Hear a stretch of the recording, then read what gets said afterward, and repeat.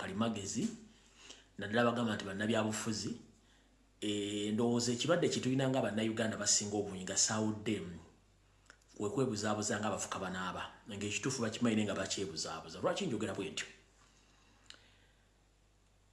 nti buli omu aba ayagala omuntu gwabuze ekibuuzo akiddemu nga bw'ayagala ne batamanya nti mu kuddamu ebibuuzo buli muntu alina enziramu eye gy'addamu ebibuuzo okusinziira kiki kyalaba ne kyasuubira ekigenda otuukawo ekyabasinga obungi tebakimanyi kati ndaba abantu bangi nnyo twali tumanyi ekintu kino kiwedde naye mukiremeddeko olw'ensonga tukimanyi nti Museveni ye bw'ate bw'akola akozesa nnyo abantu abalina endowooza empewufu ndowooza mugimanyi oba abaweefu b'endowooza n'abaguza kye baagala bo ne bakitwala nga bakirina okukyagala nga bakiguza omuntu bw'otunuulira abantu bonna balemedde ku nsonga eno mbuuza ofa kino ensi tagenda kubulira lwaki olw'ensonga tukimanyi Museveni yagala kukozesa nnyo abantu abo abalina endowooza empewufu nga bo we baagala okuyisiza buli nsonga ekyokulabirako eno social media mmere ya lombe n'ataaka abaalya buli alina essimu ya buyonjo osobola okukola ky'oyagala bw'obanga okirinako information nokitegeeza abantu oliwaddemu okujja n'okikola yensonga lwaki nti abantu bangi bagenda bakubaganya ebirowoozo era abalina omulamu abantu babagoberera abatalina mulamu abantu babagoberera eri abawemuzi nga nabo balina abawemuzi banaabo babagoberera eri abatambuza ensonga bulungi naye eri abo babagoberera kati bwetyo bwe tuli naye mu kalowoozo ka leero tugamba nti omusiru takusiruwaza olw'ensonga nti omusiru aba ayagala mufaanagane naye mu ndowooza ye y'obusiru n'obwobufu bw'endowooza ye waba ayagala mufaanagane ensi ekyuka mu kukyuka tulina okugenda n'okukyuka kwayo kuge mazima gwali eyo alemedde ku Kyagulanyi nti awagira abavuzi b'empanka oba tabawagira abasinga obungi kyabakoze kyabatabudde emitwe njira kugamba ekintu kigambo kimu nti bw'obanga oyogera ensonga zino osooka nga n'otunuulira omuntu kigwoyogerako mufumbo ekyo n'okiteeka esayidi alina abaana n'okiteeka esayidi bw'ogatta okuba nti mufumbo alina abaana kikumala obutongerako kintu kirala kyonna okitegeera wandibadde oteeka nnyo essira singa omuntu adde si mufumbo oba nga tomulabanga na mukyala oba talina mukyala then wandibadde awoga nti ninawe tugenda okutandika okwogere naye omuntu alina omukyala alina abaana bamugatta bulungi nnyo kiba kitegeeza nti akwogerako mu konna konna okwokunyonyera ensonga zino kwandibadde kukoma mu kkowa eryo nti tetwogerako omusajja ali kino nakino nakino abcd as simple as that kati nga nfunikira akalowoozo ka leero bantu bangi mwenna muli mu nsi muno wootuuka ensi n'ekutabukira n'ogamba kangende nnoonya ekigulira magala eddiba mu nsi z'abamagulu meeru naye badde okimanyi nti social media kuno kwotwogera ebigambo kuno abasajja bonna abasinga obungi magulu meeru abalina zi kampuni ennene era bakola ku nsonga z'okuyingiza n'okufulumya abantu okwetoola ensi yonna be bamu ku bantu ababeera ku social media zino nga bawula ebigambo byemutokomoka okimanyi nti ebigambo byoyogera bisobola okukuleetera obuzibu ku nsonga ezo ekyokulabirako yennyini omukulembeze ng'akyali muvubuka yayimba oluyimba olwamuviirako musibaga emyaka 10 nga tagenze Bungereza ekyo mukimanyi bulungi nnyo n'abalala naye mulaba buli avaayo kulumba kyangu tasobola kuvaayo ku ye kennyini kuteekawo bigambo biga nti alumba abantu abo oba akakundi k'abantu oba tasobola byogera naye agezaako nnyo okusindiikiriza Kyagulanyi aveeyo abeeko kyayogera tajja kwogera olw'ensonga nze ndi wano mpagira Liverpool nga ttiimu y'omupiira gye mpagira kubanze ndi mbuuza ebintu binyumira mu nsi mupiira ndowooza na byabufuzi n'abala muwagira Arsenal muwagira Man U muwagira Chelsea muwagira Aston Villa n'endala naye mubadde mukimanyi nti muli kimu ku bitundu ebiwagira akakundi k'abantu abo olw'ensonga nti kati Captain Ambaj eyaba captain yonna kati sponsoring baani era abantu bagisponsoringa corner flags kati zonna abantu bakola kibi bazifuga ne bwolaba bintu byonna kati biri mu mupiira byonna kati oŋŋamba otya nti govuma Kyagulanyi essaawa zino ng'olina ttiimu y'omupiira gy'owagira mu Bungereza nga naye ekola ekintu kyekimu kati ani yakuloga gwe alumba Kyagulanyi ani yakuloga oli wase ne Arsenal wagira ekintu kyovumirako Kyagulanyi oli wa Maniyo ne Maniyo wagira ekintu kyovumirako Kyagulanyi oli wa Chelsea wagira ekintu kyovumirako Kyagulanyi kuga ne munsobera Abannayuganda bamulowooza lunaku ki nenga omuntu gw'olumba gw'osindikiriza ekintu tannakugamba nti akiwagira tannakugamba nti aki naye ye yakugambye nti lulinga nkyali muto nina ebigambo bye nayogera naye kati nkuze ensingira abulala kubanga ensi ekyuka ne mugaano kitegeera kati njala bategeeza ensonga eno nga bwe yazze kirungi tutegedde ani agisindikiriza namwe bagisindikiriza naye nga tonnanyigiriza nnyo nnyindo gireeta musaayi sooka odde mu weetegereze kyogerako kimanyi bulungi nnyo era kitegeera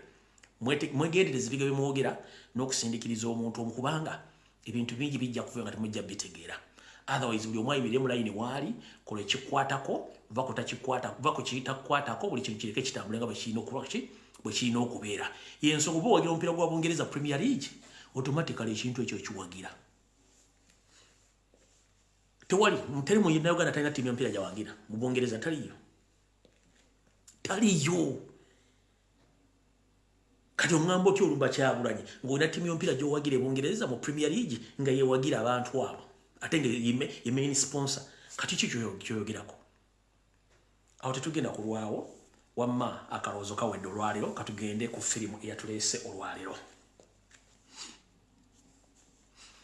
ndowooza kansoke mbalindemu wane eddakiika ng'emu tutandike bulungi nnyo kansoke mbakubiremu akayimba kano nyone ku tuzzi tutandike nga mweyongerako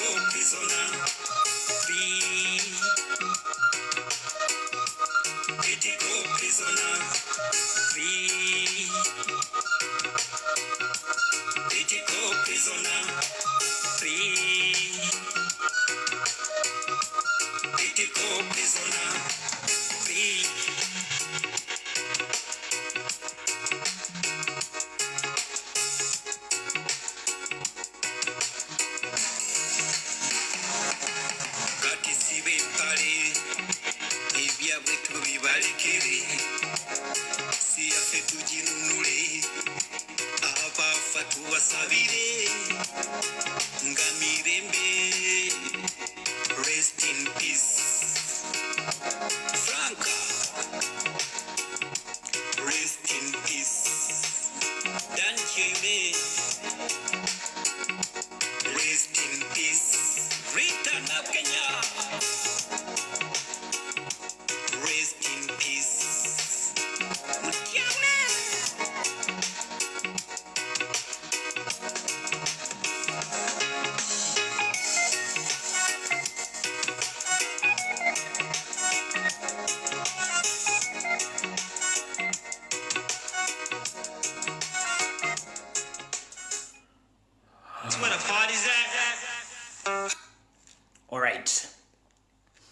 kati mbutongole video etandise nabagamba buli muyimbi yenna ng'oyimba oluyimba lwankyukakyuka nga teruliko copyright olumpa wano njadduza nyanga ku live yo nga lwankyukakyuka siteekako za laavu siteekako zaaki olwenkyukakyuka ng'oluyimbye bulungi nnyo lunsindikire mu inbox yange njadduza nyanga ku live free of charge si charging muntu kasita luba nga lwankyukakyuka tuzze ku mulamwa katika video katandise njala tutandike bulungi olw'ennaku z'omwezi ziri 8 omwezi ogw'omukumi omwaka 2023 kansumenti buli bulungi antegeezeddwako ba comrades abamu ne ba organizers nti they are proposing to reorganize the country shutdown on 8th of January 2024 ntegeezeddwako mbategeeze bajja confirminga very soon nenga buli musoko kiteke mutonge ennaku z'omwezi 8 omwezi ogw'olubereberye omwaka 2024 eyinza okubaayo country shutdown bacha proposing a date okugiconfirminga oba eneeba ekola oba neeba tekola so be aware nti nga 8 January wayinza okubaawo enteekateeka oba okukyusaamuko Kansulent Tukyala Wangadya otuuse Mukyala Nabbanja otuuse Yoseri otuuse kansokenza nnyo obubaka buno obwa jjajjaffe ow'Obuyisiraamu Kasimu Nakibinge tutandike video lwaliro kino kiddamu mwenna bannabyabufuzi bannaddiini bannabyansuula n'abantu ba bulijjo ensi bwe begenda okutyobooka oba ensi bwe begenda okutabanguka mwesuleegwa naggamba naye ng'ate mwandibadde mukola ekintu ky'amaanyi nnyo okutaasa embeteza eyandibadde egwa mu nsi bw'osirika n'otayogera ku bikyama ebikolebwa mu nsi bakitegeeza nti obuvunaanyizibwa kikenkanye n'omuntu akoze ekigambo ekyo budobaka bwadde bwajjajjaffe Kasimu Nakibinge okwaniriza minisita wa gavumenti wa Kampala okuba muhadhara eno naye kusaba busabi ogamba omukulembeze w'eggwanga kati emyaka 3 kasooka tuva mu kulonda bantu bangi nnyo naddala abavubuka babakutte ne babasiba nga tugamba nti baba balina emisango mubatwale mu mbuga z'amateeka balamulwe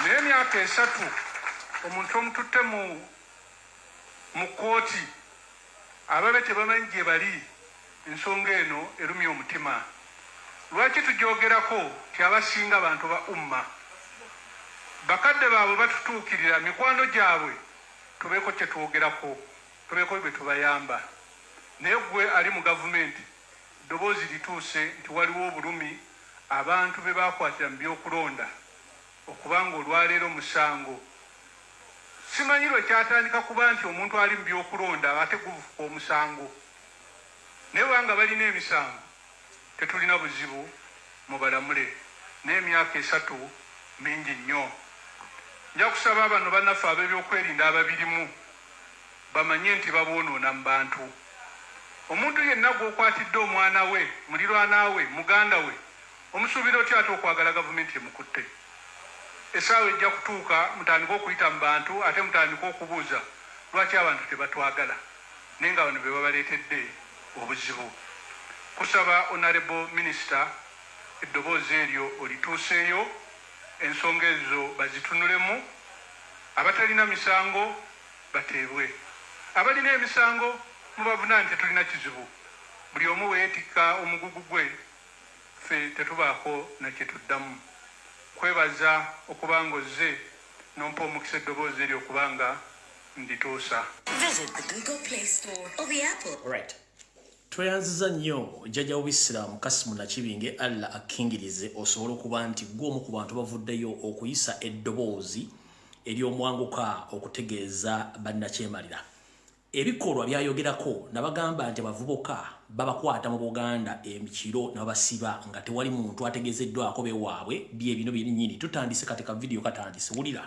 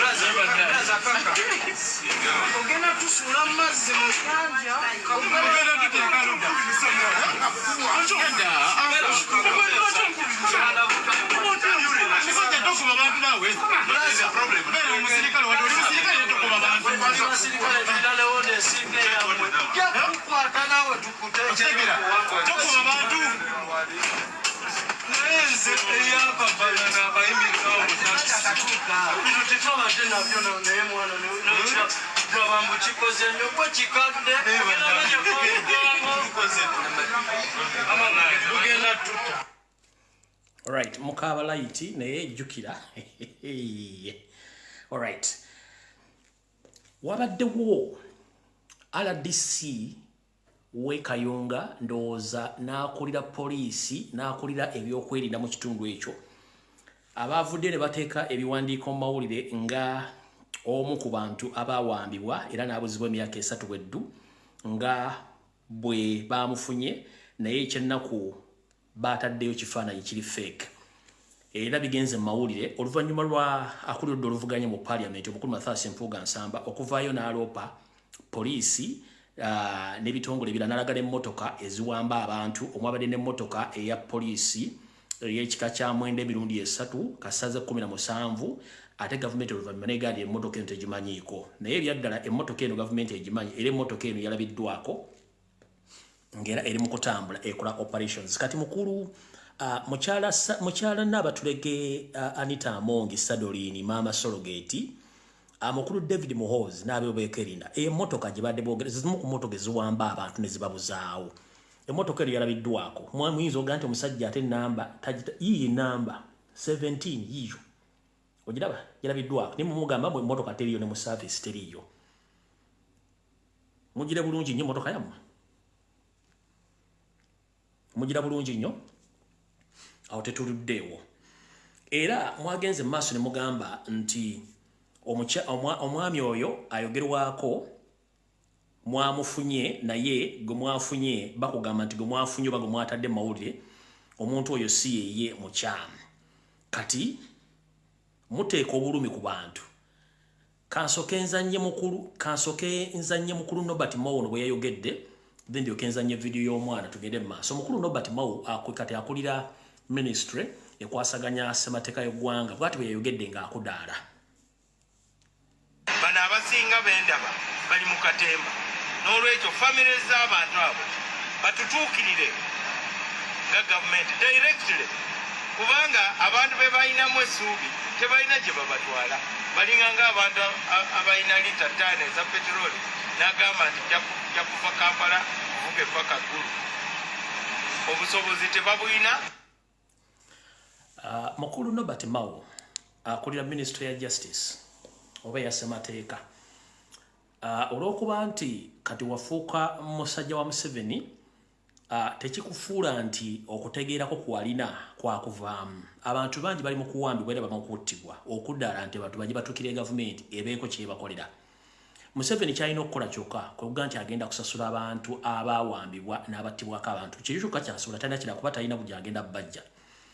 Kyesimanyi bulungi ennaku zino omanyi simanyi gulamu ziri ku makenda g'omira gano aga ARVs oyinza okuba wamira amakenda nga kati gakuyiwa Windows ensonga lwaki oyambala galubindi zino enzirugavu omuntu ng'oli munnamateekera nga wasoma bulungi nnyo okozesa obwongo bwo abantu twagala nnyo okola kye tuyita facial expression nagana amaaso bigo by'oyogero bitegeeza ne oyambadde galubindi z'abawuki ba Holding ojja okuwa statement ng'omuntu akulira ministry nnamba ekwasaganya ku ssemateeka y'eggwanga oyambadde galubindi bano abawuki ba Holding oyogera ebigere bitali mu constitution naye ng'ate ogamba nti wasoma amateeka mukulu statement eno kanjiddemu ndyoke kuzanyira video y'omwana eno.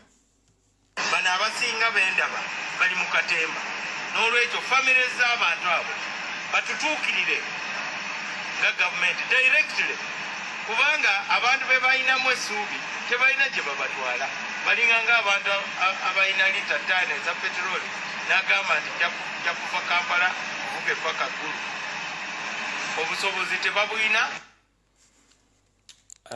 nyongera kutegeeza mukulu Norbert Mao, former president wa DP.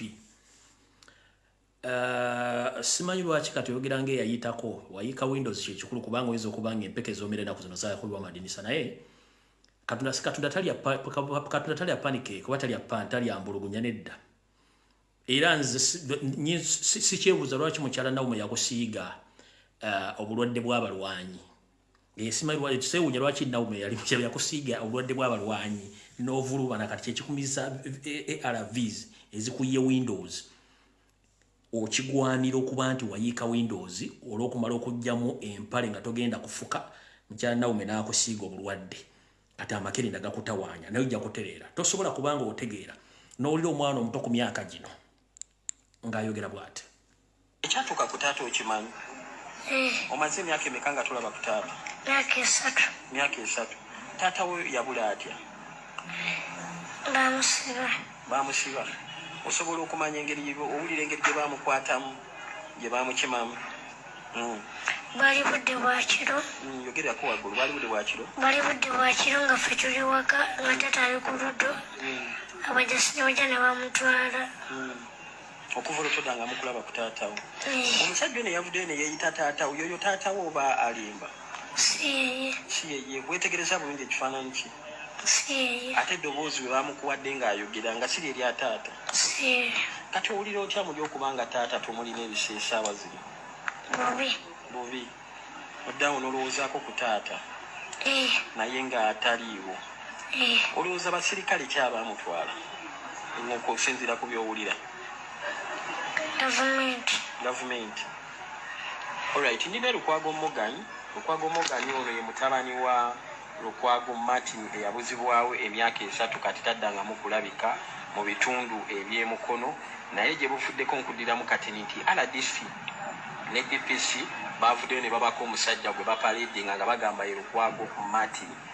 So family egamba si oyo Lukwago Martin owaabwe gwe bamanyi. Lukwago Martin gwe bamanyi mulala nnyo. So omwana ono ali wano mu bulumi obw'ekitalo nnyo ye Lukwago Morgan.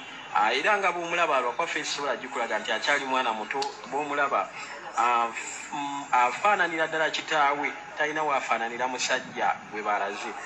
Morgan, mulanga kigwokubira oba kikyogamba gavumenti yatwala taatawo? Kikyoyagala okubagamba? Bagamba waaba yafa bamuleete mulabeko oba sekyo weewa kitewate bagamuleete kale bamuleete mulabeko bamale bamuzeeyo. Alright, tokaaba mukwano. Taata ajja kudda bagambe gavumenti eri taatawo. Gavumenti mbasa mukomyewo taata banga mumwesinge oba mufu mukomyewo mutale.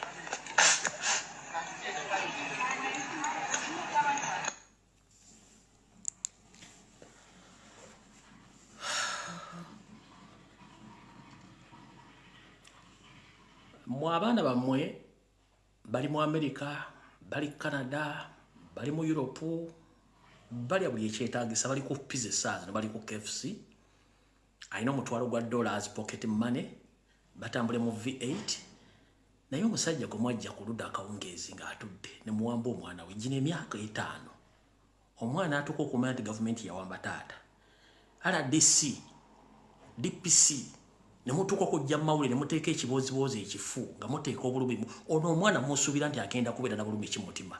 Mukulu Norbert Mao n'ojja n'oyogera ebigambo biri bwe bityo.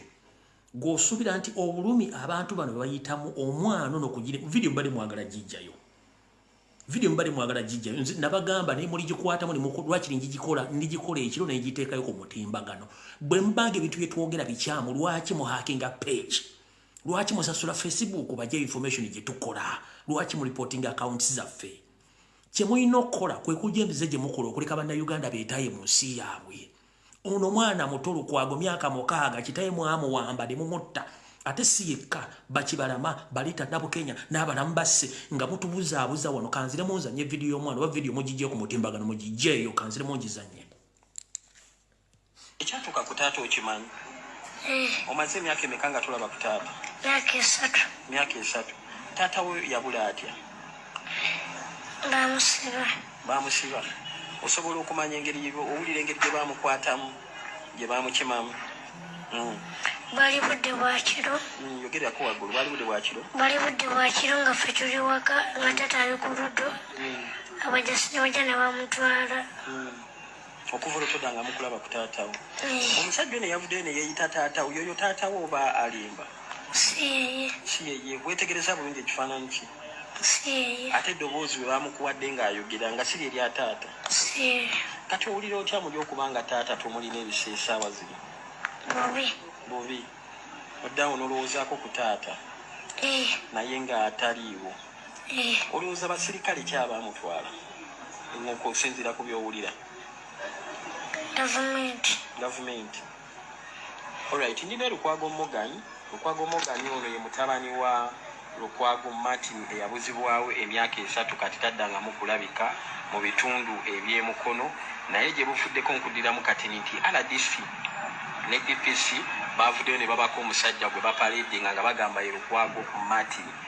So family egamba si oyo Lukwago Martin owaabwe gwe bamanyi, Lukwago Martin gwe bamanyi mulala nnyo. So omwana ono ali wano mu bulumi obw'ekitalo nnyo ye Lukwago Morgan. Era nga bw'omulaba lwakwafe ensobola gikulaga nti akyali mwana muto. Bw'omulaba afaananira ddala kitaawe, talina waafaananira musajja gwe balaze.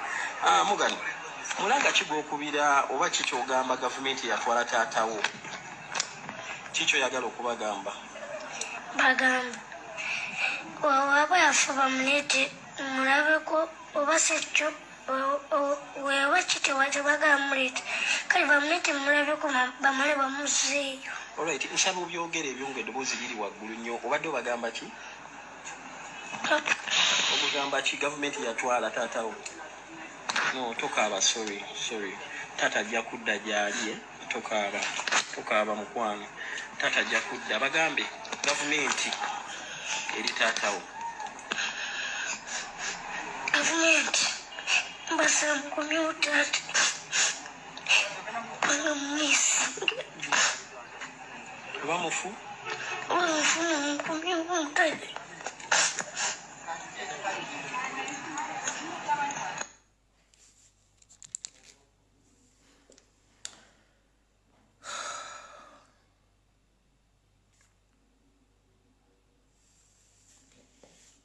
Ono mama w'omwana ono.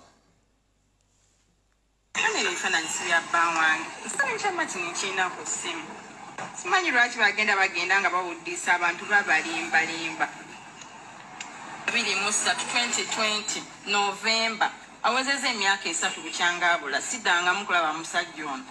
Noonyezza buli wamu omusajja abuze. Lwaki baba bannimba mbu balabye omusajja atali bba wange? Bw'olaba ono afaanana oli gwe bagambye ali mu mawulire. Nze bange mumanyi tusobola kubuzaabuzibwa musajja gwe nali mbadde naye emyaka kumpi 9. Nze bange mumanyi.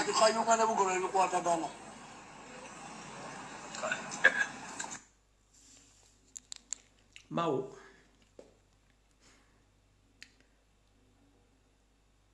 kyokka Mawo amala okwogera bw'atyo, omukyala ono akulira ekitongole ekirwanira eddembe ly'abantu mu Uganda najja nayogera ebigambo bino. Wuliriza. Mariam Wangadya.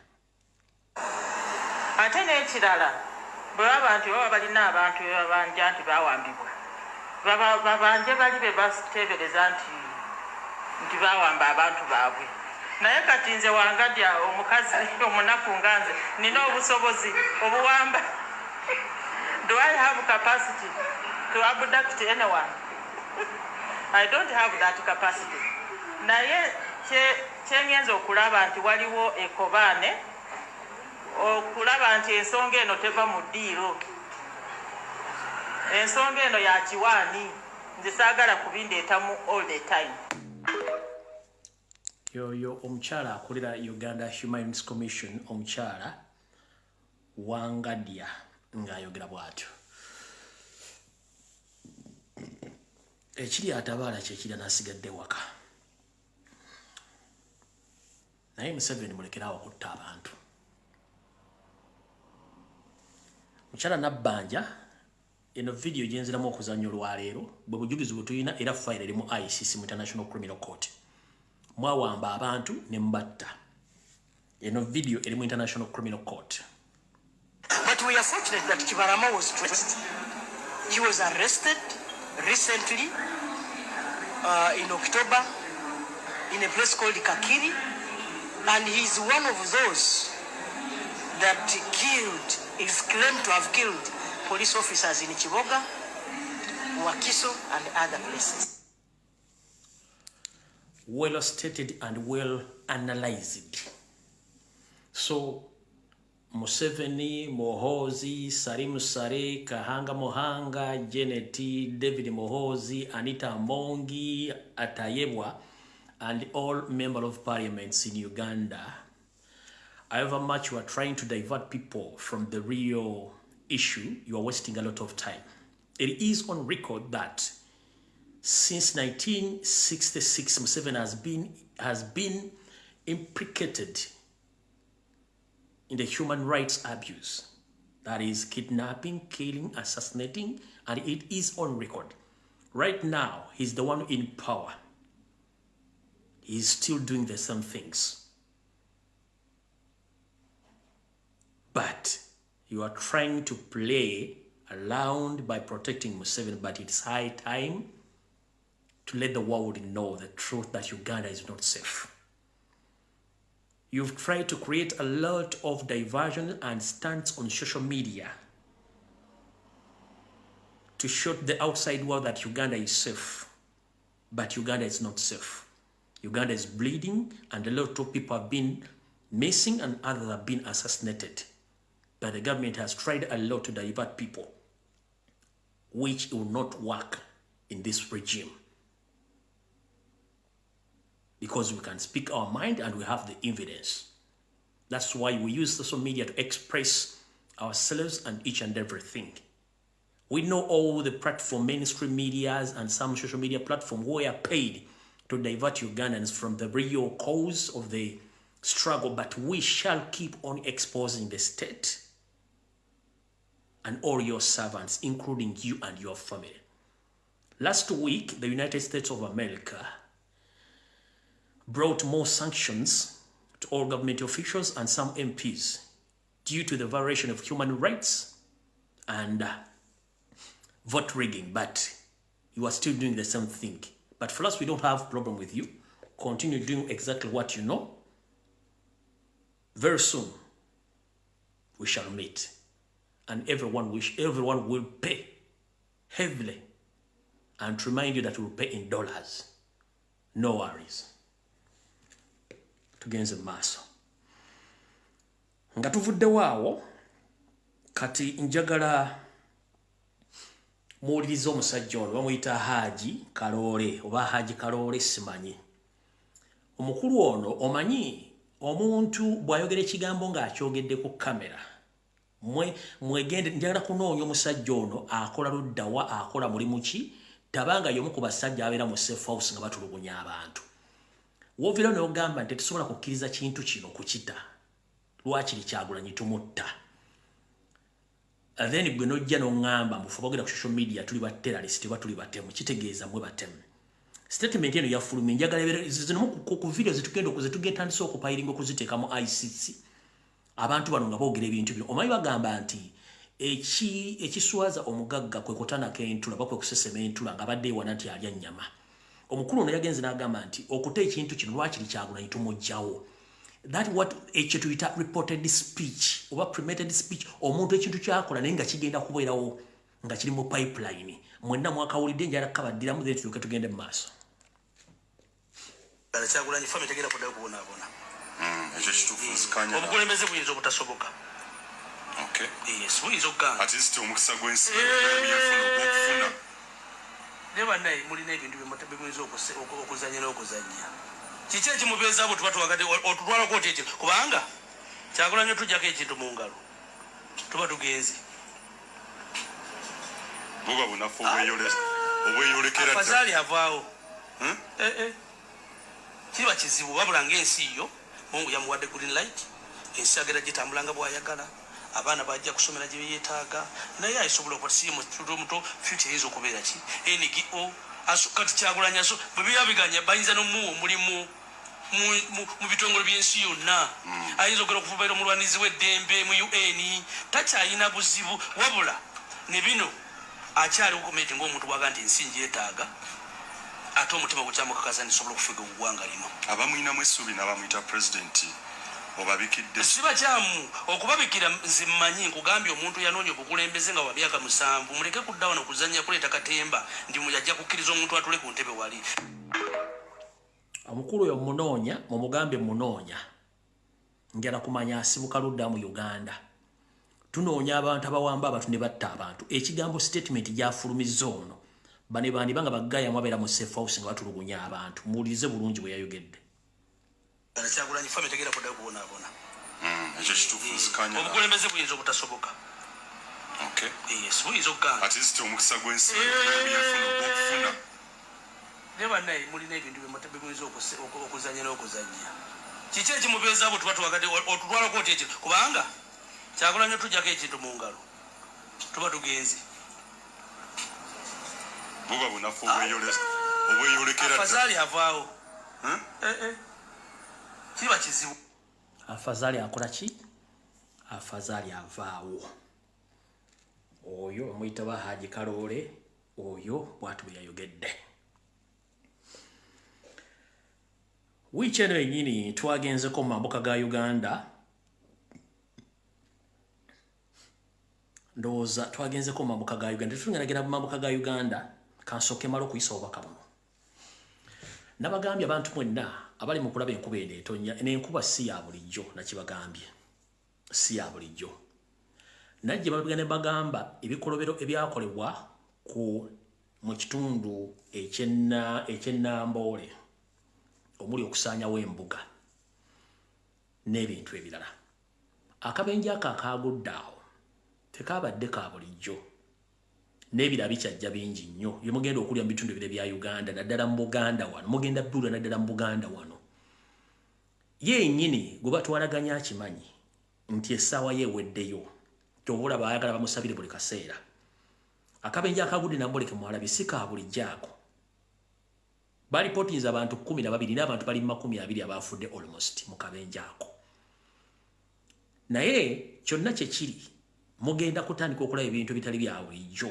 ng'ensi bwegenda okukyuka naye mujja kitegeera nti eyatinkula empewo za Buganda nazo tezitudde eyatinkula empewo za Buganda ku nsozi gye zaali mibira gye zaali embuga ze mwokyezza ne muteeka buli majini aga buli kika mujja kitegeera mwegendereze nnyo ku nkuba eno etonnya ne bimugenda okulamuza okula ku bintu mutalabangako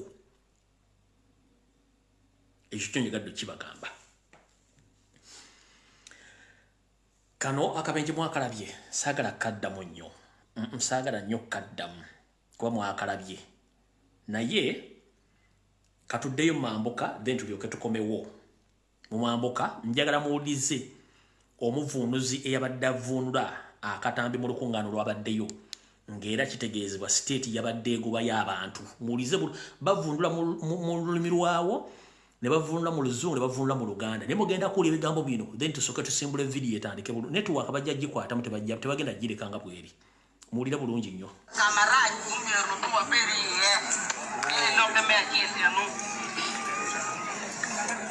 mwaka 2014 abakulembeze bajja wano ne mukanya teri addamu kuyingira mu paaka mukomaawo leaders of this country came here and he agreed no one to enter that land.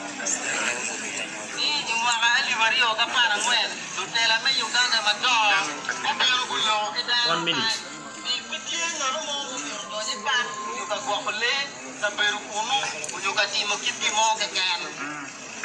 ati mukulembeze w'eggwanga pulezidenti waffe alagidde buli eyayingira luvannyuma lwa 2014 akume. Now the president of the country of Uganda, the President Museveni, has commanded those who entered this land before that time, should leave right now. Those who enter after 2014 should leave right now. Ile ditlo ateri Uganda President Yoweri Kaguta Museveni wajani yo magutoni ngoma pa mechake magali bario kapara ngwen mepira nyim mumierbo ao kapa Echokumiri la second issue abaliyo mwenna Vanessa wenu amaje gayingira bwana kusangayo bajja kugoba bwana sanga ebirime tebajja bikwatako basanga amanda tujja kugota tusanga embaawo tujja kuzota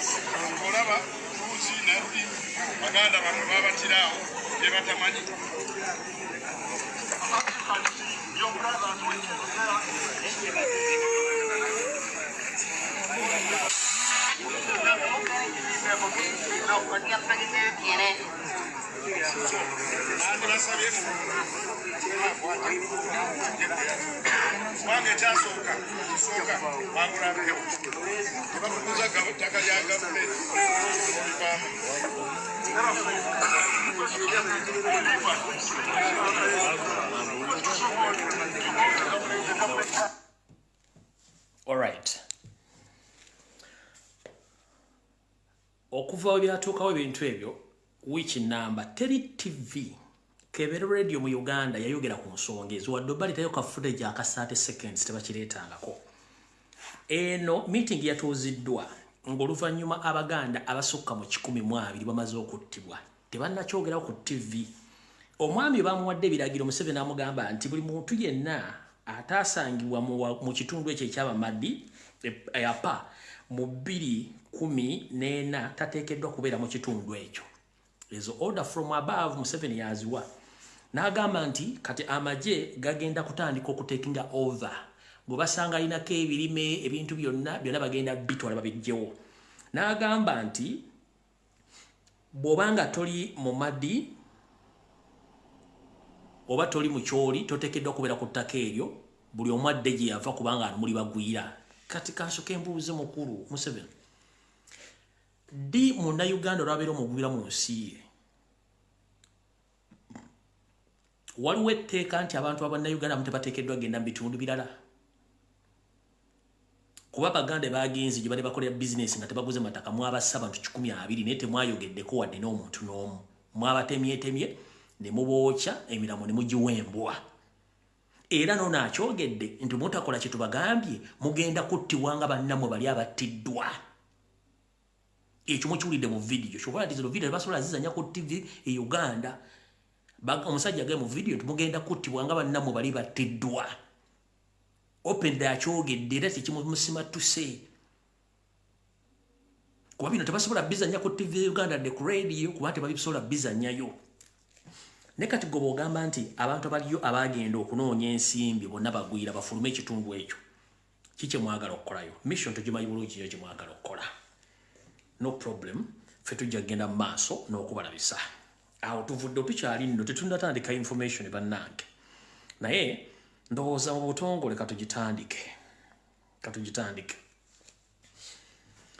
mbatumiddeko bamemba ba parliament mwenna abagenze Rwanda mu games naye nze mbuuza sente z'omuwa omusolo ku mizanyo gye mugendako giyamba ki eri munnayuganda tegirina okujjako mugenda kwepiica nakukola bye mwagala nga mulese ensonga enkulu mu ggwanga wano mukulu Mathashi Mpuga oludda oluvuganya ne bakulembeze banno mwenna mwatusuubiza nti mugenda kudda mu parliament until further notice nga avudde Roma nga baleesa abantu baffe abawambibwa mwaze mu parliament ne musoma report ne mudde ne mutuula bulungi nnyo ekyo kijjawo nti abantu baffe betwabasaba babazizza nti nedda kumwe naffe abantu ani alyemba kale olwaliro kambategeeza kino kidda mu bakomredi mwenna betuli mu struggle nabaagala enkyukakyuka nabagamba teweesiganga munnabyabufuzi era tobeesinga ku munnabyabufuzi baganda ffe mwonna baagala enkyukakyuka ngenda kabatemateba muntu yeneddamu okwogera ku kigambo kye bayita member parliament oba wa NRM oba wa FDC oba wa JEMA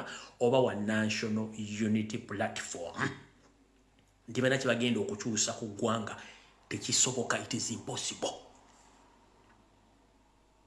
Teri munnabyabufuzi nga member parliament alina kyagenda kukyusa ku byobufuzi tukujjako mu 7 tekisoboka nkibagambye olwaleero era kati openly okutandika n'omwezi guno nga kugenda kutuuka wakati ngenda tandika kati kuba buli omu nga sina gwe neebuuzizaako mukulu Mathashi Mpuga ku lwokusatu najja n'ensooka n'ensirikamu nenjala tegeeza eggwanga nti omukulu ono ku lunaku olw'Essande nga nvudde ku live omukulu ono baamukukusa ne bamuyingiza State House Entebbe ng'omukyala muvuga yennyini yenna abatulege Nalongo Sologeti Mpogola Anita Among yamutwala mu State House Entebbe Museveni yalina appointments empitirivu okusinkana abantu wabula appointments zonna zaasazibwamu ne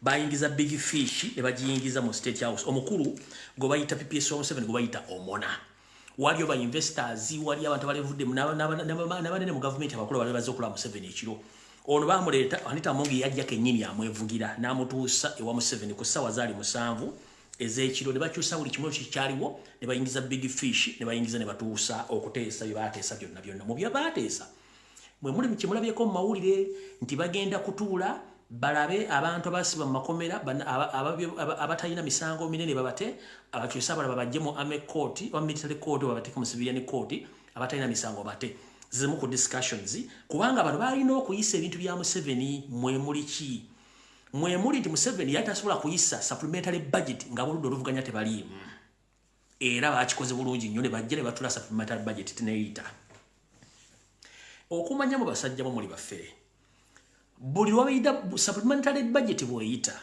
wabeerawo kye tuyita minority report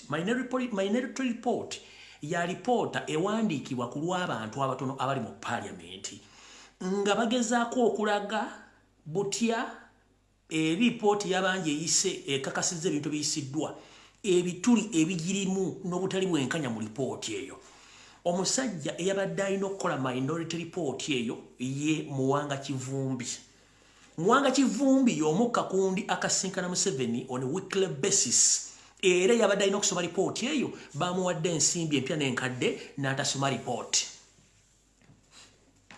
Muwanga Kivumbi vaawo ogambe abantu nti minor report wagisomye mu kuyisa supplementary budget eyo nga mumaze okukola emivuyo gyammwe gyonna wiiki ennamba. Wasomye minority report eso eraga butya supplementary budget eno ebituli ebyaliwannesere zitakkirizibwa kuyisibwa wagisomyeko? Tewagisomye kubanga Museveni yagambye temugeze ne muyisa minority report eyo okulabisa eggwanga nti fu era buli kimu ne mukiisa.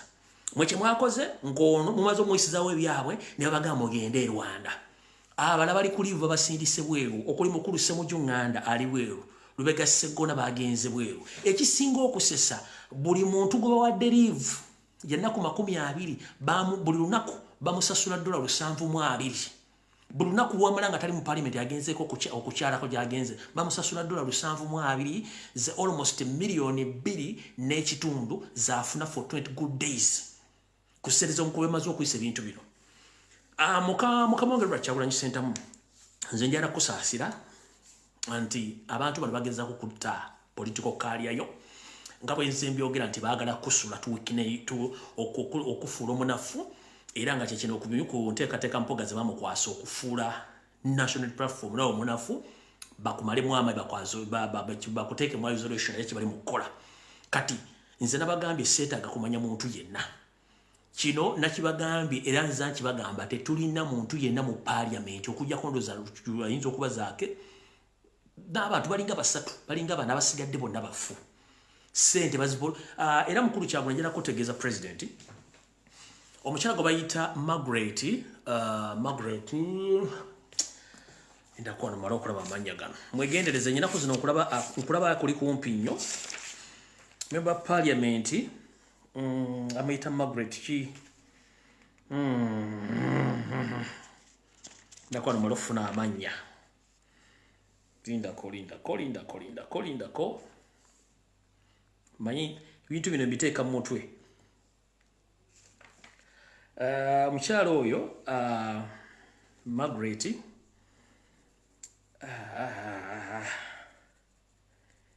ndako mala okujjukira amanya gange wano mala okujjukira amanya. Omukyala oyo ennaku zino okulaba kubeera ku lusegere nnyo. Ngenda gafuna wano. Omukyala bayita Namugga Margaret president wali omukyala gwe bayita Namugga Margaret era wa national platform taata mbadde ngenda mujjako network mujjako yaki temugijjako muleke njogera ebituufu. So Mr. President Robert Kyagulanyi Ssentamu omukyala we Margaret Namugga Margaret ennaku zinabadde akweriraanya nnyo era ng'ayogera nnyalivu kuma taata ogwo musuta nawandagala. Mukyala Margaret Nanyonga wakasinkana Museveni enfunda 2 wiiki ewedde era ne bakuwa ensimbi ng'olina mission y'okusipayinga ku Kyagulanyi waguze n'ennyumba emunyonyo yakakalina eriko n'amaduuka kalinga ka shopping mall era n'ogenda mu kibanda ekyomu ekyo owa NRM mu munene era ne bakuwa V8 mpya zino ZTX V8 mpya mu kibanda ya white kuba motoka yali yafa era mbizibu wayanjuddeyo nti tolina mmotoka ate bakubanja ne bakuwako ne million 900 mu cash ne bakuwa ne sente n'ogula ekizimbe ng'oli ku mission ya ku spyinga ku Robert Kyagulanyi Ssentamu ne bage kati ngenda batabukira tetujja kukkiriza kufiirwa president waffe nga mwe muli ansimbi. So omukyala we Margaret Namugga Mr. President mutegere bulungi ogwo musota gwa nawandagala ate njagala kuba mmanyi oyogera nnyo njagala oveeyo gye ngwenna kusanga na ku platform ngo oyogera nja kwambala nebiranja byogera. So Mr. President whenever you are omukyala we Margaret Namugga mwegendereza ali ku mission sente yazifunye n'agulako n'ekizimbe emunyonyo lwamwene motoka mpya ya V8 ina mission gyaliko kugwe ng'omuntu n'ebiyama bya pate byawayo wa Museveni already babirina tuvudde waawo. Omukulu yadde alina okusoma minor report Muwanga Kivumbi teyagisomye on orders of Museveni era byonna ne biyita ondizo mbitegedde bulungi nnyo. Tugenze maaso era tobera surprised nnyo omukulembeze wange very soon ng'owulidde nti ono musajja gwe bayita Abedi Bwanika already bamaze ddo muteeka ku lukalala bagenda ofuna minister muri shuffle ejja oba mwaka gujja endoza ndu mu January awo kubanga already bamaze ddo mu indicating yabagamba nti nzo okukola kye muyini kinjagala mukole njira mu mpo wa minister mumpe ne sente ono yogena musanga ku list yaba minister bagenda okulondebwa ngo bayita Mogalatia agenda kubeerako era akabinja kyovula nti bano bavuganye ekintu kya 2026 mu kifo ky'okukunga abantu bagende beekalakaasa olw'ensonga nti Yoseri yabasuubiza bonna nabagambye nti omukyala Joyce Baagala n'akabinja kakabakazi batwala bonna abakazi 20 basinkana Yoseri last week era buli omu n'ava ne tuli ensimbi bonna nga ba national platform 20 nga bakulembeddwa omukyala Joyce Baagala bonna bagenda era ne bamusinkana mwenna bamanyi amanya njagaleta after ne Joyce Baagala we bali nnyo mulimu gwokola ogw'okulya mu nsi y'olukwe na Aisha Kabanda mwe bali kukola mulimu egyo okulya mu mukulembeze olukwe n'okulya mu Bannayuganda olukwe era yabasuubiza nti kuje nabategeezaako balina ebagirindidde kuje nabategeeza bwe bagirindidde nga bagenda kumachinga nti bavudde Wakyagulanyi era Museveni yabasuubiza nti kyonna ekijja what come may balina okudda mu bate baze mu parliament buli muntu agenda musasula ssente ze ez'ekisanja ekijja oba agudde oba tagudde bo bakole kye balina okukola bino byenjogera mujja birabanga bikomyewo agenda basasula ssente ze ez'ekisanja kiri ekijja ne baba bagudde kasita mukolera ekintu kimu okuyizaamu national platform wabalina kye balindawo very soon oba ku change ono nga bagenda kukyusa mukama waabwe bagenda kumachinga nga beemulugunya kubanga olwo bakisetinze dda mu meeting zaabwe manyi mwagala mugenda kunnumba wamu abalya mu ngalo z'abasajja bana abakazi naye nze sitya ndi kukakonkako kkubo bwe kakkoona amagenda tokawona madda bino byenjogera bijja kudda ate mujja bisangawo kubanga Museveni akimanyi bulungi nnyo alina kukozesa memba ba parliament era teba muntu yena ayagala nkyukakyuka addamu kwesiga mu nabyabufuzi gwe bayita wamemba ba parliament kuba bonna bafu bagenda mukitegedde bulungi nnyo abo bo mbavuddeko saagala bamalirako obudde olw'ensonga nti obudde tulina butono ate nga ebyokukola tulina bingi nja baddira olulala abo njagadde sooka bayisaamu eggaali eyo mutegeere nti ne pressure gye babadde bataddewo ku kubanja abaganda baffe bonna abawambibwa era bwe tutagikumba mu muliro wali ku parliament floor ebeeyiseewo kubanga mulabe statement Mao gy'akoze Wangadya gy'akoze omusajja oli David Muhoozi gye yakola ne ebitongole bya gavumenti engeri gye byogera mbibala tulw'ensonga nti bo baamala dda okuba nti bakwata abantu be naye kanka bateme namwanduka yatema omusika n'abooluganda mulumbe wandikola ekintu okulumya omuntu weponoowozika ng'oyambe muyambe ekkiriza Museveni bw'oba toyagala kunaaba yes owunya era ssemateeka gagamba nti oli wadde bw'obutanaaba naye ate bw'owunya abantu bw'owunyirira baddembe okukunaaza mu kawaayiro ke kamu akassemateeka ako nti oli wadde bw'obutanaaba naye bw'owunya n'owunyirira abaliwo ate abaliwo balina eddembe ate b'okkunaaza olekeraawo okuwunya osasudde ba MP okudaivatinga abantu bajja mu kubanja abantu tosobola kudaivatinga social media tosobola kudaivatinga ba activists tosobola kudaivatinga ba foot soldiers tosobola kudaivatinga Bannayuganda abakonshominga obutemu obuza obwakuva 16 badde okola mpaka olwaleero nga nakatulina records weziri eziraga nti abantu bawambibwa battibwa nga ne prime gwe bayita prime Saba Minister it is on record na confirminga okukwatibwa kw'abantu n'emisango gy'abavunaanibwa ne battibwa it is on record balita nabo Kenya aba Franka sente zaabo bonna battibwa era evidence kati ne bw'ona osasula bampuuga n'osasula ba MP bonna obutayogera n'osasula TV radio stations n'abantu n'osasula stunts diversion buli kimu n'okikola tosobola sasula gogo kujja bintu ebyo tosobola kuzanyira ku windows z'abantu ogyemu information ebalimu nti ogikyuse no just wano toyagala kunaaba wefuiddeko perfume owunye n'embeera eriwo nti owunya bulungi but perfume kanataninga nagetinga closed connected ku kuwunyako ekye bayita ekivundo kati gwe gulaba politician as if nti information ogijjewo tosobola kujjawo information weeri era mu archive egenda kubeera otegenda kuvaawo ekibayita obukadde magezi naye nga n'embuto wali ogayina bw'oba wali muwutta era osigala oli muwutta abakulembeze abawutta beewuttaza nnyo ne balooza nti bategeera nga tebategeera ku myaka gy'oliko egy'okulonda amagi n'okwera ebijja gw'okyalowooza nti ensi ekyaliwo olwe mwalonderanga amagi no records weeziri buli kimu ekiri ensi ejja kitegeera mukitegedde bulungi nnyo kati bamembe ba parliament mulye ssente babafu muli kimulye mufuwe munyampulokoke mukole bye mwagala ne records weeziri mukama mwabo wa ssente yazibawe ne mujjukire temusobola ku bribing abongo baba na Uganda mwagala genda mukalu kye cement kanabaayo ekyo nkibabo kye cement kanabaayo naye abantu mugenda bagamba kikuba yito okwoza no yanika mu ttaka okutta olugoye olweru oguze omo oguze detergent olunyisa olwozezza lutukudde no mandi olunyika mu ttaka mu bisooto oba oyozezza nedda awo tuvuddewo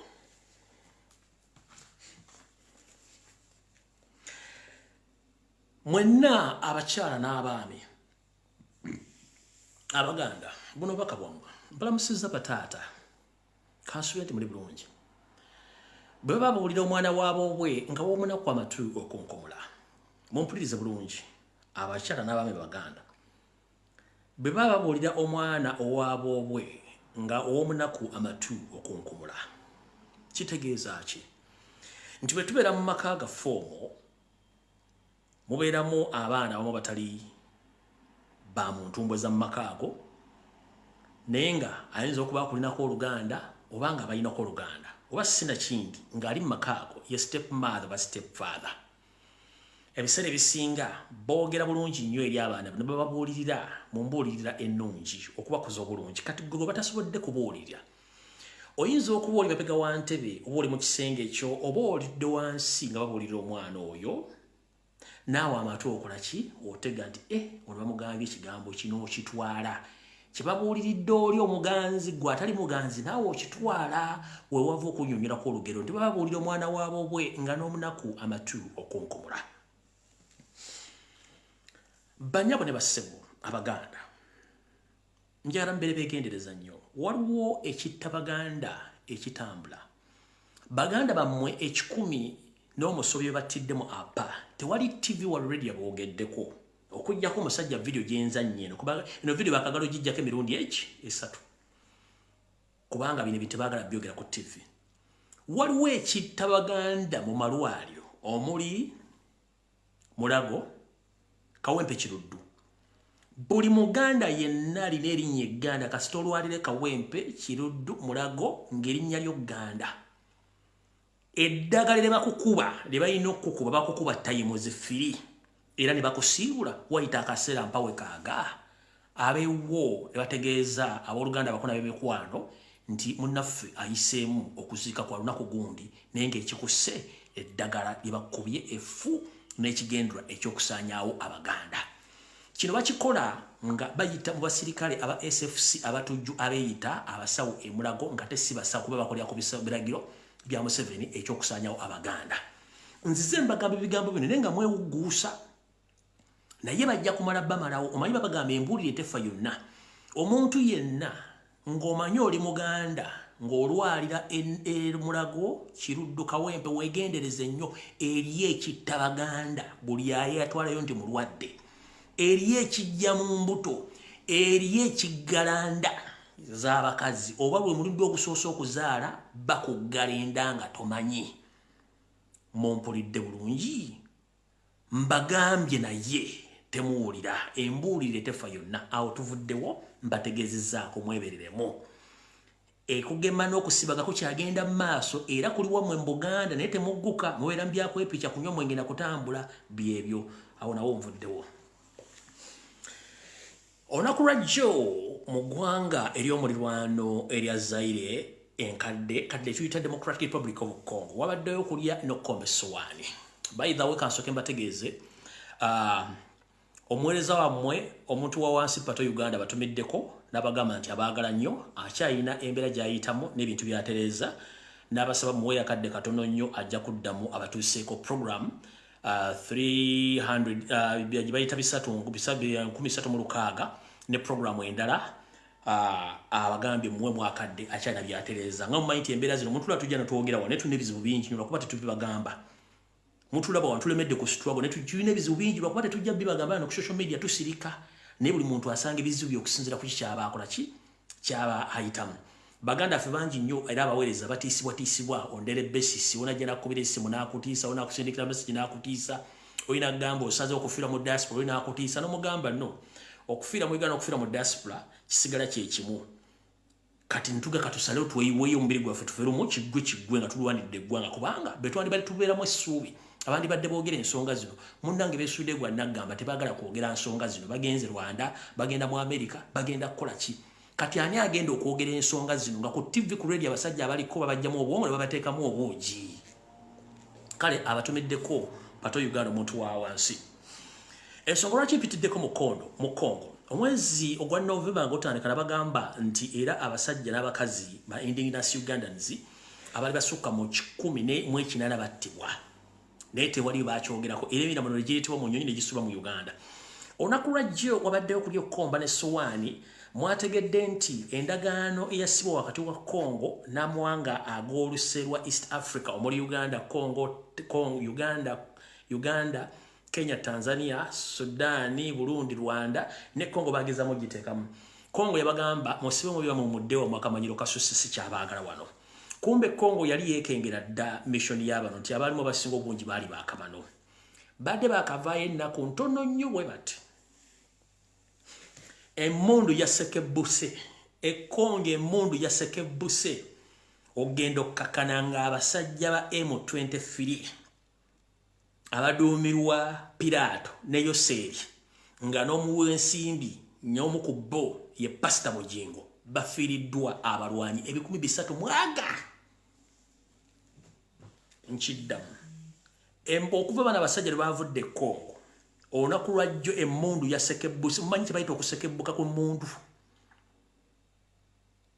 bakubye omusajja ayitibwa M23 abasajja 350 gyemirambo egikunta lwagenza okukomekkereza ng'omu ku bakoddomi ba Pirato akwatiddwa mu kulwanagana okuno okw'amaanyi lwagenza okukakkananga omukoddomi wa Pirato omu akwatiddwa era ne bamutwala ayitebye bakunyiza mukoddomi wa Pirato ne bamunyiga obulimaawo okutuusa lwe yayogedde bute bayingiza ebyokulwanyisa n'ebyuma ebibega ebya software owa Pegasus n'ayingira mu Congo era n'abalagirira wa gye bamusimba okuba nga bali babega gavumenti ya Congo naye nga ebintu bino bali babiyingiriza mu mmotoka ezitunda kasooli omukalu n'ebijanjaalo n'ebintu ebirala era bino kimu kyebalagiridde ne bagenda buli kitundu gye bali batadde ebyuma ebibadde biketta ne babijjayo era nti bagenda muzaayo era ne bayinza omunyigirayo n'afiirayo kati ekiri mu Congo kitokota si kisaanikire olw'ensonga nti mukulu Pirato yakoze loosi ne mukoddomu n'alugenderamu Bujingo omu ku bafanda members abafandinga n'endooza yakoze loosi wepo ne Yoseri tibahabulwa n'akabinja kaabwe akamma 23 babayisiza bubi nnyo naye nga ate mujjukire naffe bannayuganda basinga obungi babakubiramu ne babattiramu kati nno kati katugende ku information endala eyatuleese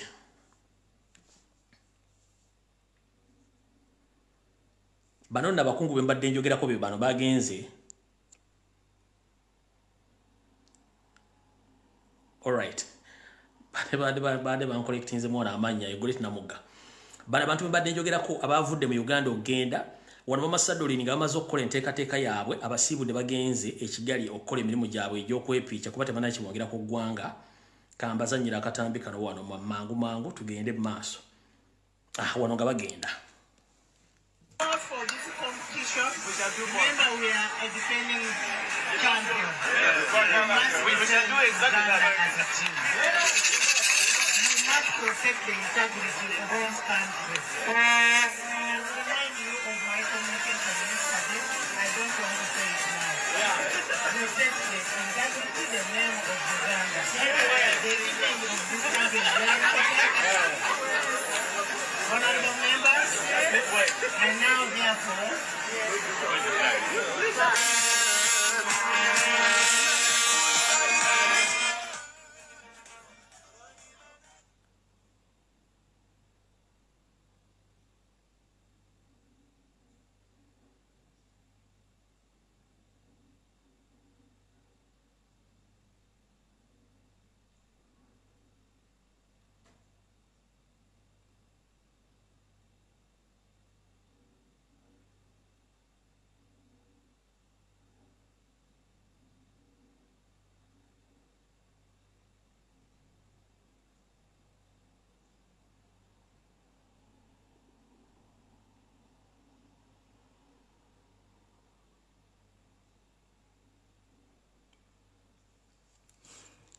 awo tewali kira kye bagenze kukola buli abadde epikira munne bagenze kwepikira Rwanda nkiddamu tebalina kye bagenze kukola kiyamba ggwanga buli abadde epikira munne n'abalina contact seri bagenze kwepiica mwepiice ne mujja kunnyonnyola lwaki ekigambo AIDS bakiwandika mu capital letter si mu small letter mugende mwepiice tetuwali buzibu mulisereza omusolo mugende mwepiice empeke ziri eziwa Windows weziri mujja zimira tewali buzibu mugende mwepiice mugende kusimbiza mu omusolo tewali kyakukola kale tugenze ku nsonga endala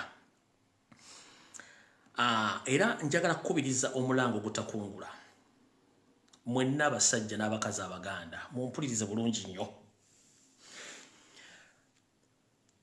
abasajja bakazi n'abaganda ne bannayuganda mwenna abali mu Uganda njagala mumpulirize bulungi nnyo naku z'omwezi ziri 8 omwezi ogw'Ekkumi mwaka 2023 bw'obanga oli munnayuganda ng'olina ettaka mu Uganda okusingira ddala mu Buganda nkusaba maama totunda ttaka tomanyi kyabugagga kiri mu ttaka lya Uganda totunda ttaka tomanyi kyabugagga kiri mu ttaka lya Uganda Uganda eno Abangereza bagikolako dda okunoonyereza mu myaka emikadde ne bagizuula ng'etudde ku by'obugagga ebitokomoka mu bungi obw'ekika ekya waggulu era bakola okunoonyereza bakizuula nti ettaka eriri mu Buganda lirimu ebyobugagga bimutamanyi bungi kati gwe atunda ettaka koza kamanyi ng'akoza n'owebbwa otunda bya bugagga buli kitundu ky'olabamu Yoseri ng'ataddemu gwe bayita omulaalo nga bagobako abantu ku ttaka taata maama wootuddewo bakujja ku ttaka bakujja ku zaabu bakujja ku uranium bakujja ku mafuta bakujja ku gold nkiddamu buli kitundu w'olaba Museveni w'atadde Abanyarwanda waaguze n'asenda abantu nga buli kyasenda akimanyi ekiri mu ttaka omwo Uganda etudde ku uranium akola ebyokulwanyisa zisa byalo n'ebintu ebirala kiro emu ey'ekintu kyenjogedde egula buwanana bwa nsimbi kati Uganda etudde ku mafuta etudde ku golodi etudde ku diamond etudde ku buli kintu kyonna eky'obugagga ky'omanyi naye Museveni akimanyiko nga ye kubanga Amini n'Obote n'Abangereza baali bamala dda okukola survey eraga ebintu Buganda ne Uganda byetuddeko kambalage mulyoka mutegere mu batunda ettaka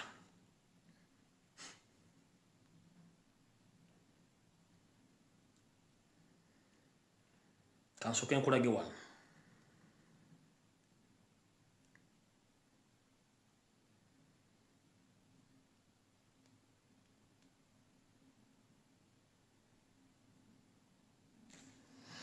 wano wogenda okulaba ewali kyenvu bye bitundu omuli ebyobugagga then njikulage wali mu full swing nkulage eyo kyenvu gyolaba map nga bweri eno Lake Victoria eriyo bakayanja kyakali awo kati wano wolaba wano wonna bino bya kyenvu bya bugagga ebyonna bya bugagga Uganda kwetudde eno wano wansi lindako eyo yeggwanga Uganda litudde ku bya bugagga byonna eno DRC Congo mu bukiika kkono wano Kenya wano Tanzania waggulu eri waliyo Sudani eyo ye map ya Uganda kati kankulaga oli okwakakase wano nga bakyusizaamu kkala ekulaga ebyobugagga ebiri ku ttaka lyonna lyogamba oba lyotamanyi wano wogenda okutiira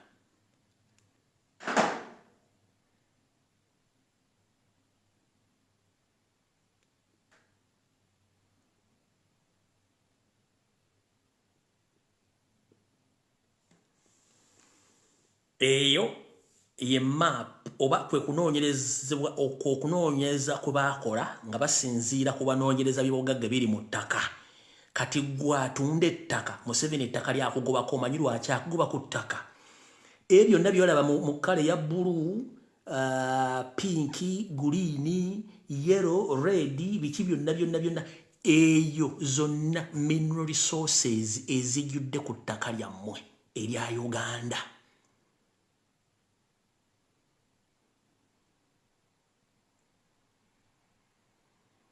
ezo mineral resources Museveni kyatajja kugamba parliament kyatajja kugamba omuli amafuta copper gold byonna mafuta uranium biki byonna biri ku eyo map yo kala zola bezo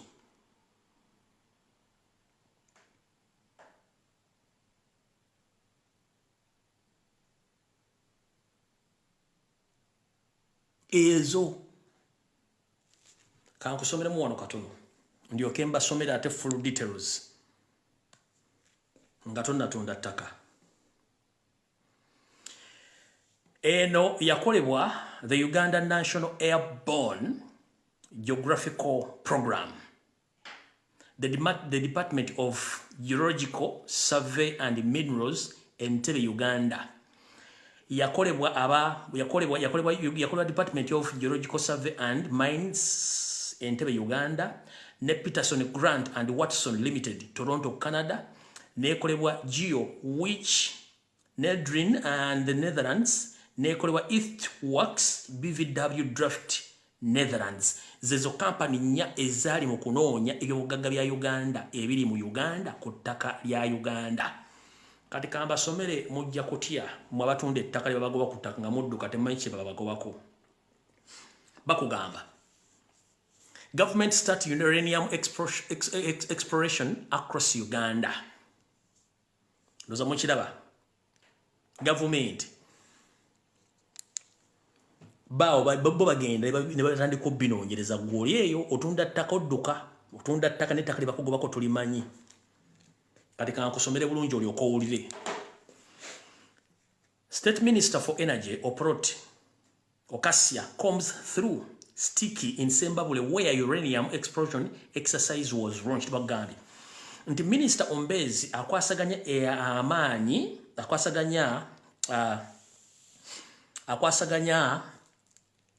amaanyi wa Minister of Energy kale katugebe muri ya masanyalaze n'ebintu ebirala ngagezako kuyita mu ku Busaka mu kitundu kye Zimbabwe eno gibalo nchinga okusima uranium kati mama ave Zimbabwe oli kadama oli sekadama wagenda kuba kyeyo oli wesembabule munanga je babagoba ku ttaka okimente ttaka libakugoba kuba na futi 15 oli kubugagga nenge ttaka bali kugobako kuliriza bulungi nnyo. The Minister of Energy has started a new effort to explore and evaluate the status of uranium deposits in part of the country. Bagent Minister Oby'amasanyalaze batandise okukola enteekateeka ey'okutandika okunoonya n'okuzuula wepo n'okutandika okusima ekyobugagga ekiyitibwa uranium. Era baga State Minister for Energy Okasia Oprot launched the latest effort on Wednesday in Zimbabwe district. Zimbabwe is one of the districts believed to be having the high concentration of uranium minerals. Bakugambye nti minisita ono yatandiseewo enteekateeka empya ku lunaku lwokusatu okuba nti batandika okukola enteekateeka mu district y'e Zimbabwe okuba nti bamanya bungi ki obutudde mu ttaka mu Zimbabwe ebw'ekibugagga kye bayita uranium n'ebibugagga ebirala. Okasia was accompanied by the team of geologists under nuclear science led by the Commissioner Nuclear Energy Department led by Sarah Namfuna. Combed some parts of Zimbabwe to confirm the potential of the minerals in the Central Uganda district. In the Central Uganda district, that is Buganda. Do you copy that? Abanyarwanda babatutte Zimbabwe babatutte Rakai Masaka Kiboga Mpigi Mukono wabo temumanyi lwaki batwalayo nga n'atwala ettaka akimanyi kyabatwalayo muli emwe basi tubaga muzuke kanso kemba somero memba somero mbibadira mu Luganda tugenze bakugambye batya bakugambye nti Minister Okasia yabadde awerekeddwako abanoonyereza n'abo banna bakalimagezi mu kunoonyereza ku maanyi agava mu kyobugagga ekyo omukyalo n'omuyita Sala Nanfuna era nga bagenze okuba nga bakakasa ebyobugagga bino ebiri mu kitundu ekya Buganda oba ekya Uganda mu Buganda, that is Central Uganda district.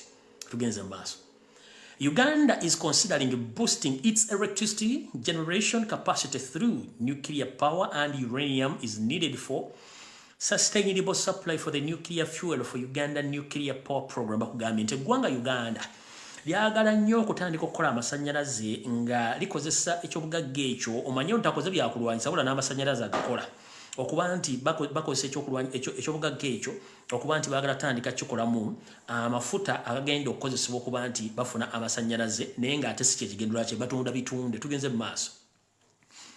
The launch will kickstart the exploration process to evaluate the status of uranium prospect, starting with areas of Kyambogo, Lwansala, and Kyataba B in Sembabule district, said Okasia. Bakugambye nti mukutandika okukola omulimu guno n'okunoonyereza n'okumanya bibagagga ekyobugagga kino bungi kibwe kirimu baatandikidde mu bitundu bino mu kitundu eky'Essembabule.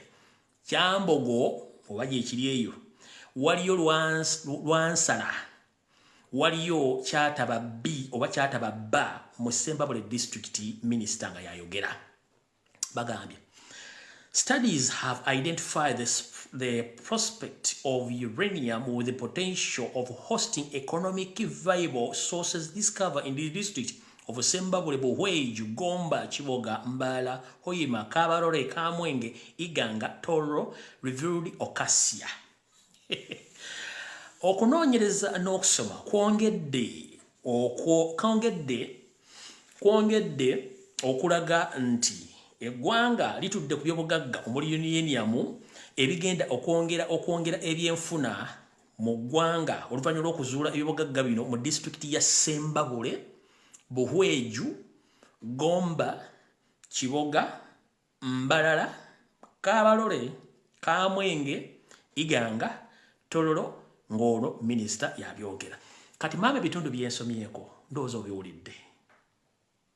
Okuba kyeyempowe kufuuwa eggwanga litudde ku byobugagga ebifa ttogge. Tugenze mu maaso. Tugenze mu maaso njalabbi basomera bulungi. He said the government would undertake the detailed exploration and evaluation of the quantify the nuclear resources that will guide the nation's strategy for supplying nuclear fuel for planned nuclear power plants. Agambye bw'ati nti gavumenti y'abafere bano ejja twala enteekateeka okulaba nti ejjayo bulungi nnyo n'okwetegereza ensulo oba guno gwakuna nga mwagala jijjayo, guno gwakuna nga mwagala kujja vidiyo naye muswadde ngenda bisoma, ngenda kuzukusa bannayuganda bategeere eggwanga lye mwagala okutwala litudde ku guno gwakumeka nga mwagala kola ki nga mwagala jijjayo naye muswadde ngenda gisoma eno report mpaka wulira.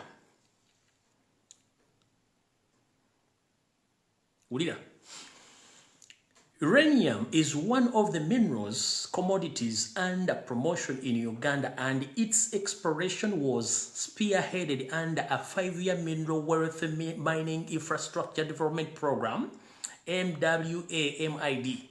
The project should have ended in 2019. URN could not confirm whether it was extended. Bakugambye nti okusima ekyobugagga ekyo n'ebyobugagga ebirala kye kimu ku nteekateeka Uganda gy'erina ey'okusima ebyobugagga ebyo nga kyakuteekebwamu amaanyi era kigendagendera okumala emyaka 5 okuba nti kigenda kwongera ku byenfuna n'enkulaakulana wepo n'ebintu ebirala, era nga enteekateeka eno yali yakuggwa mu 2019 naye ndowooza baafunamu obuzibuzibu okuba nti teyatuukirira naye bagenda kugyongerayo. By the end of 2021, the government confirmed uranium deposit in Nkwandwa. Ulida, bulungi nnyo mwagala jijjayo. By the end of 2021, the government confirmed uranium deposit in Nkwandwa Parish, Kiwoga District, Katala Parish, Kalungu Sub-County in Buhweju District, Kyambogo Parish in Tusi Sub-County, Sembabule District. The uranium prospect in Sembabule indicates chromium, copper, lead, wolfram, tin, and zinc. Ulida. abagikwatamu mukyaliyo mugikwate mukanzire mbibasomere mutegeere mmwe basajja mwe bakazi mmwe nti mulina okusituka eggwanga litudde ku byobugagga omusajja ettaka alitwala ulira byobugagga mbasomera ulira ebibitundu bino ulira. By the end of 2021, the government confirmed uranium deposit in Nkandwa Parish, Kiboga District. Katara Parish, Kalungu Sabo County. Bohweji District, Kyambogo Parish into Sabo County. And Sembabule District. Uranium prospect Sembabule indicates chromium. Ejo Kyabugagga. Copper. Kyabugagga, lead Kyabugagga, wolfram Kyabugagga, tin Kyabugagga, zinc Kyabugagga. Tugenza. In 2009, the Canadian graphical consulting company Preston Grant and Weston Limited PGW identified 8 targets areas were selected as possible uranium mineralization zone. Bagambye mu 2019 ebitongole ebinoonyereza ku byobugagga ebitongole bino omuli kye bayita Canadian Geographical Consultants Company and Patterson ani akuba mu nveeko and Patterson Grant Watson Limited bazuula ebifo 8 ebyalondebwa nga bino bijjuddemu ebibugagga ebifatogge. The areas identified by Preston Grant and Weston Limited include Alua, Pakwach, Hoima, Fort Potro West, Fort Potro East, Mbala West, Mbala East, Kabarore, Kitgum West, Kitgum East, Gulu Masindi West, Masindi East, Kampala, Aloi in Lango, Jinja, a neighboring district of Buyende. TV chi ereba bulidde parliament chi ereba bulidde bino ebintu ne Kampala yennyini Kampala district mulimu mineral resources bano kunywa ku mazzi mujja kugweddalu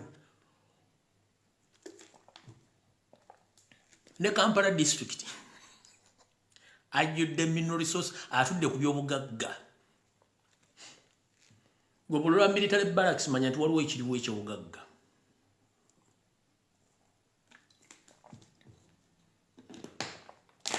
Mbaddiremu kano kakabaddemu ndowooza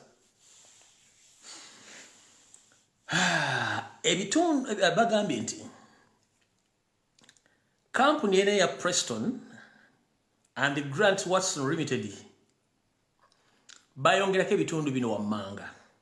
Kwaliko Alua, Pakwachi, Hoima, Fort Potro West, Fort Potro East, Mbala West, Mbala East, Kabale, Kitgum West, Kitgum East, Gulu Masindi West, Masindi East, Kampala District, Aloi in Lango, Jinja, and the other neighboring district of Buyende.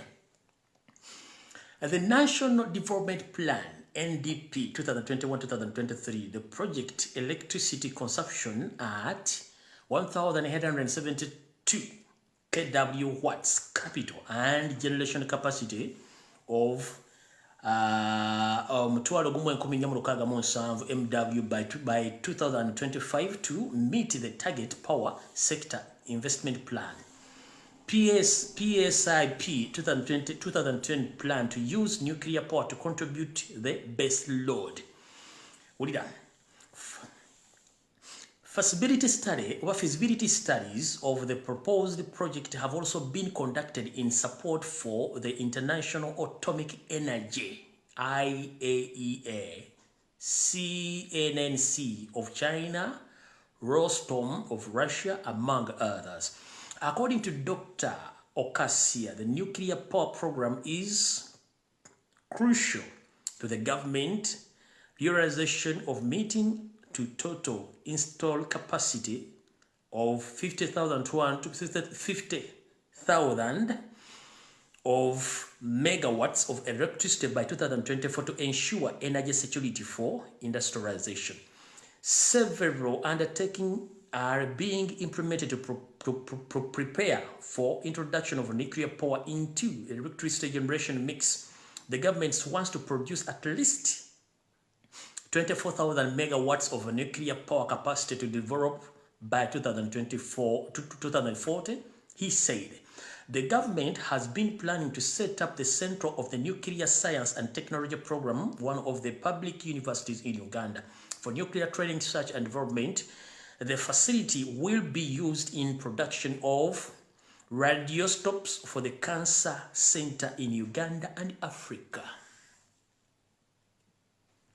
Kati munnange oli eyo otunda ettaka tomanyi lwaki bagoba ku mataka temukimanyi eggwanga litudde wogende mu Kampala mulimu mineral resources e Kampala osula luddawa kyovula nti omunyalwanda bamusomba okumuyingiza eggwanga gwogenda kukola bakutwala kukola bwa security kati Kampala buli lwomulaba akanyonyi kano nga kayise mu kitundu buno bunyonyi ekika kino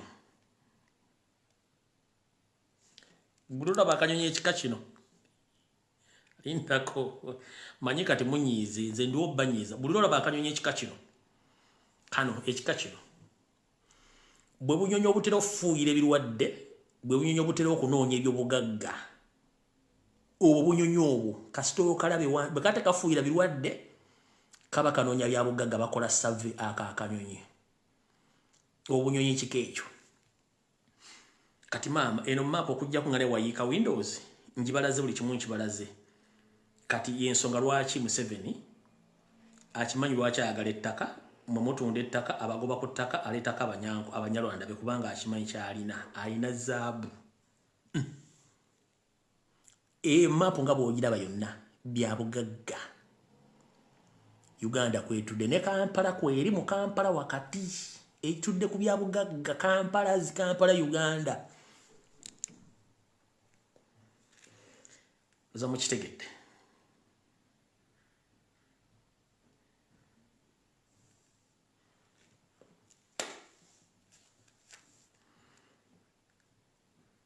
mukitegedde bulungi nnyo abanyiiga munyiige mwakageza okujja ku firimu emirundi emeka egyo mujjako firimu emu kati na kino kankibategeeze nakyo mukiwulire bulungi nnyo eno ngenda gikola ku Sande kanjikole ku Sande kanjibalekere kanjikole ku Sande naye mwenna abaana b'obuwala n'abaana ab'obulenzi ka video kano njala kabazanyira mukategere bulungi nnyo oba kansoke mbasomera information eno then tulyoke tugende mu maaso era nga batajja bagamba biki ebifa mu ggwanga olira information eno which ewedde waliwo embeteza eyagwa mu kitundu naye tebagibagamba ku mawulire kanjibasomere morning sit rep today in Kitalia zone Muyenga area abasule Muyenga mu Kitalia zone Muyenga area at around 400 hours the residents of National Robbers Movement treasurer Honorable Nekesa was attacked by 5 men, of which among of them 3 were armed with SMG rifles. After accessing in the compound over fence, they managed to hit one city police officer on the forehead who was on guard duty. He became unconscious and he was disarmed. The particulars of the victim are not yet known after they went to guard the house where they got one SMG belonging to number 61955 PC Wafana Festo, a personal bodyguard to the principal who had left his weapon with his colleague and went away, making a total of 2 weapons. Later, they arrested one male-female worker whom his particulars are not yet identified. He was told to go and open the door for the principal because he is one who keeps the key of the who keeps the key of which he opens them. 04 doors failed to open. They forced and they broke into the house where they went away with over 400 million Ugandan shillings. The injured police was taken to hospital for medication. Our own forces and police are on the ground to monitor the situation. More information will be communicated. Kino temunnakyiwulirako wantu wonna nti omu ku bawanika ba NRM Honorable Nekesa wiki ewedde abasajja batano basalako amakage nga balina SMG ne bamunyagako obukadde 12,000 bina just pate treasure bamujjako obukadde 12,000 ne temunnagawulirako ku TV ku radio mbasomedde ne namba buli kimu kyonna n'abantu abali mu ddiiro eno mwina kye mumanja ebisigadde amalaka ng'esigaliza tujja gafuna ku Sande.